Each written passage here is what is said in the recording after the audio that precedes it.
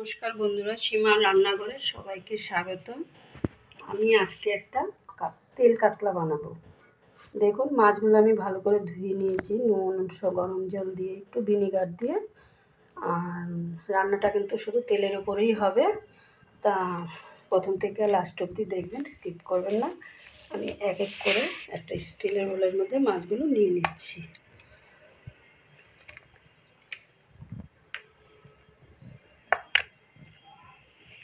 সাদা ভাতে, গরম গরম সাদা ভাতের সাথেই বেশি ভালো লাগবে। চাইলে আপনারা ফ্রাইড রাইসের সাথেও খেতে পারেন।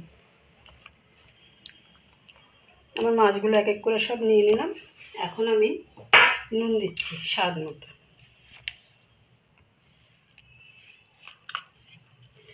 হয়তো ভাবছেন কাঁচা মাছ রান্না করছি, গন্ধ হবে।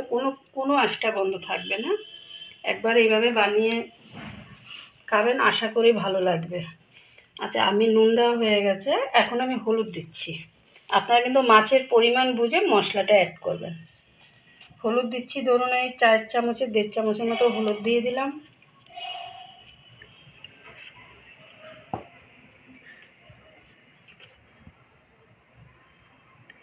এখানে আমার মোটামুটি ধরুন 15-16 কোয়া রসুন আছে, আর 2 ইঞ্চি আদা আছে। আমি আদা রসুনের পেস্টটা দিয়ে দিলাম। এখানে কিন্তু কোনো জিরে ধনে এসব কোনো কিছুই চলবে না।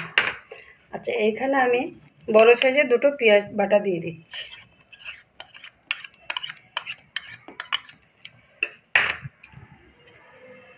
আমি কাশ্মীরি লঙ্কার গুঁড়ো দিচ্ছি একটু কালারের জন্য। আর মাছ বুঝে আপনাদের টেস্ট মতো লঙ্কার গুঁড়ো দেবেন, এটা ঝাল লঙ্কার গুঁড়ো। আমি পরে কাঁচা লঙ্কা দেবো, তার জন্য একটু লঙ্কাটা কমই দিয়েছি। আর তাছাড়া আমরা একটু ঝাল কম খাই, আমি সব রান্নাতেই বলি। আর এদিকে আমি এখানে 2টো টমেটো পেস্ট করে নিয়েছি, আমি টমেটোটা দিয়ে দিচ্ছি। এখন দেখুন সর্ষের তেল। এটা কিন্তু তেলের উপরে রান্নাটা হবে। ওই মাঝে মধ্যে এরকম একটু খেলে কিন্তু কোনো অসুবিধা হয় না। একটু তেলটা বেশিই দিতে হবে।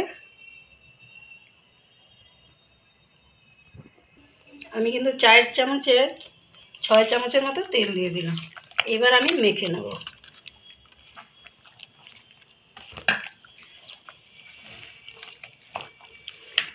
মেখে মোটামুটি 20-25 মিনিট রেখে দেবেন।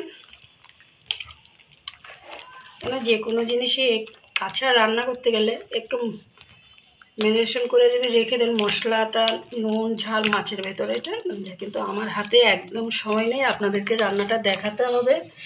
তাও আমি 10 মিনিট রেখে দিচ্ছি। আর ওদিকে আমি কিন্তু ক্যামেরার পেছনে গ্যাস অন করে তেল বসিয়ে চলে এসেছি। দেখুন, আমার কিন্তু একদম মাখা হয়ে গেছে। চলুন রান্নাটা এবার শুরু করি। দেখুন, তেল গরম হয়ে গেছে। বলেছিলাম আমি ক্যামেরার পেছনে তেলটা বসিয়ে দিয়েছি। আর এদিকে মাছগুলো দেখুন, এইভাবে যদি আপনারা বানিয়ে খেয়ে থাকেন আমাকে কিন্তু কমেন্ট করবেন।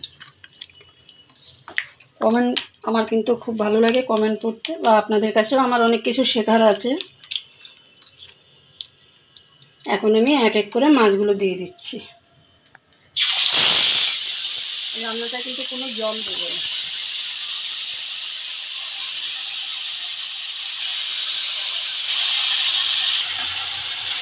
দেখুন, আমি সেই মশলাটা দিয়ে দিচ্ছি।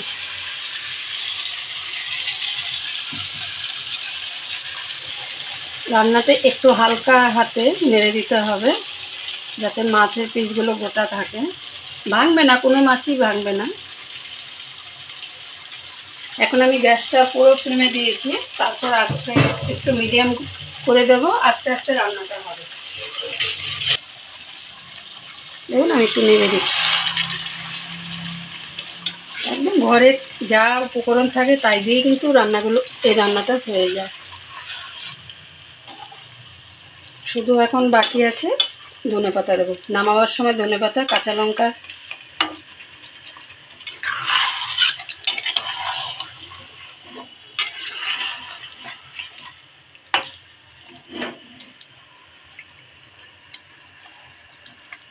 আমি একটু ঢেকে দিই। চলুন দেখি।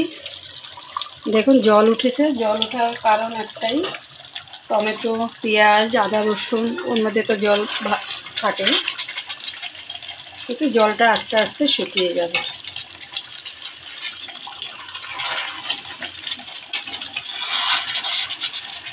খুব সুন্দর কিন্তু একটা গন্ধ বেরিয়েছে।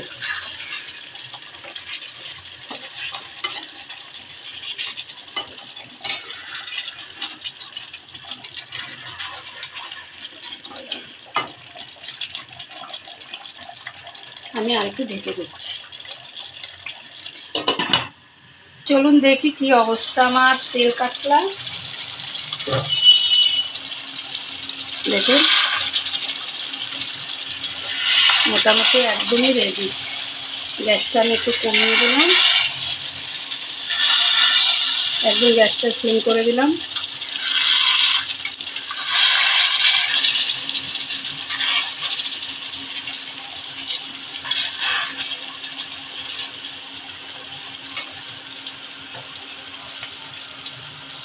এখন আমি ধনেপাতা দিয়ে দিচ্ছি।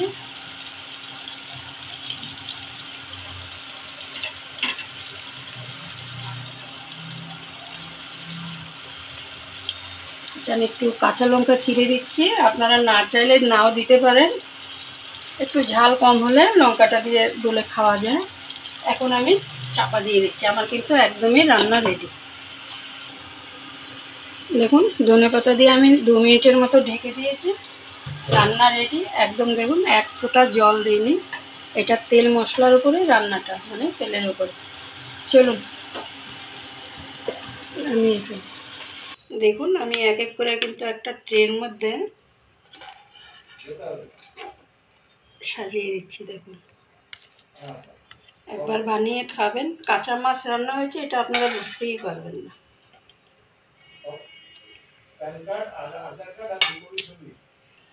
দেখুন গার্নিশের আমার কিছু নেই, কাঁচা লঙ্কা দিয়ে দিলাম আর একটু ধনেপাতা দিয়ে আমি একটু গার্নিশ করে দিচ্ছি। তাহলে আমি এখানেই শেষ করছি। ভালো থাকবেন, সুস্থ থাকবেন, আবার নতুন ভিডিও নিয়ে দেখা হচ্ছে।